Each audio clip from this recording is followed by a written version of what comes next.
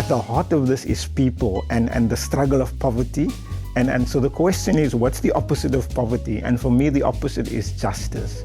So in everything that we are attempting around biodiversity, around the economy, it's about justice.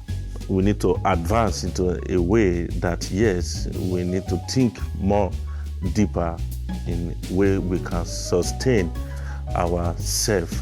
To see food and how all of those, how it relates to so many things. So how it connects so many different aspects of life and how it is really what I believe it to be, integral in change. The future is what we want it to be and how we can co-create it with others. And I think for many of us, we just think that life will just pan out. But we have power and we can begin to, when we put our heads together and let that ripple effect happen, that we can create the future that we want to be. And it's not just happening to us, but we are active participants in making it what it needs to be. So this is the Cape Town workshop of the Fostering Food Systems Transformation Project, which is part of the Seeds of the Good Anthropocene initiative.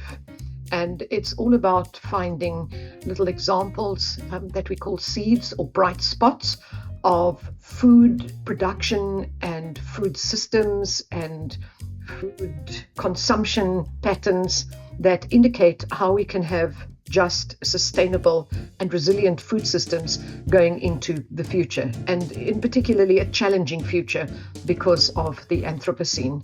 Now, the whole point of this is it's a Foresight Futures workshop, is about imagining how things could be different and to come up with positive visions.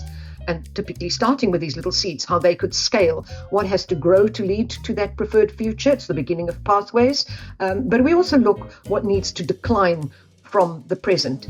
And in this way, come up not just with visions of preferred futures, but also ways of making that future, that preferred future, more probable by taking actions and making decisions in the present that then start leading to that future, so that we can have a transformed food system that is more just, sustainable and resilient.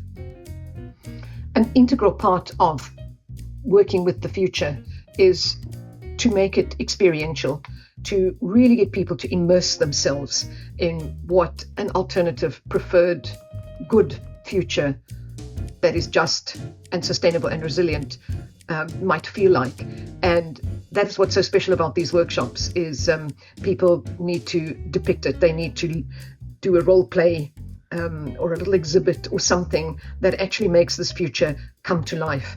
And at the same time, the graphic artist captures all of the conversation around how to make this change happens. And these added elements of creativity really bring a special element to the workshop and the work that's being done. The key thing for me in this journey forward is youth and women, and having these conversations, because women are the backbone of this country, care workers, others, very underrated.